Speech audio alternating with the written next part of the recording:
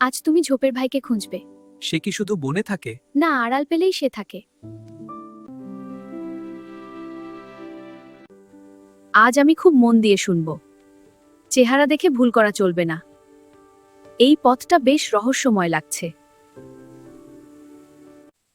বনবিড়াল ভাই, তুমি কোথায় আছো?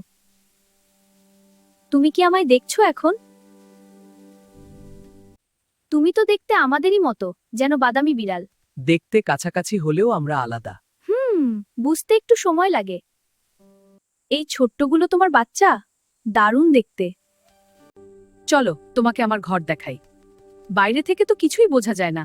এই আড়ালেই বাচ্চারা নিরাপদ থাকে। মা, অ্যাঙ্কেলকে বলো। আমি মিশু, তোমাদের গল্প শুনতে এসেছি। তোমাদের গল্প শোনাবো মানুষের কাছে। মানুষ? মা, আঙ্কেলকে ইন্দুর ধরা দেখাও। আগে শোনো, তারপর হঠাৎ ঝাঁপাও। এখন বুঝি কেন তুমি এত চুপ? তুমি সত্যিই বজ্রের মতো লাফাও। ইঁদুর কমলে খেতো একটু বাঁচে। তুমি তাহলে মাঠেরও উপকার করো। তোমরা মানুষের হাঁস মুরগি ধরো কেন? মানুষ ঝোপ জঙ্গল কেটে আমাদের শিকার কেড়ে নিয়েছে। আমরা ক্ষুধার্ত থাকি, তাই হাতের কাছে সহজ শিকার খুঁজি। মানুষের বাচ্চারা তোমাদের বাচ্চাদের মতো সুন্দর, তোমাদের ভালোবাসবে। হ্যাঁ, আমরাও স্বপ্ন দেখি ভবিষ্যতের মানুষেরা আমাদের গুরুত্ব বুঝবে, বাঁচতে দেবে। আজ আসি ভাই।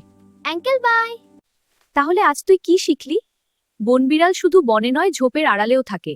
ওরা ক্ষেত রক্ষা করে। পরিবেশ ও মানুষের বন্ধু ওরা। ওদের রক্ষা করতে হবে। মিশু বের হলো অভিযানে, তার বন্য ভাইয়েদের খোঁজে।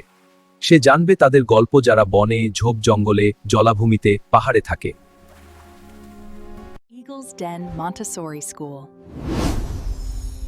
Education for life and eternity.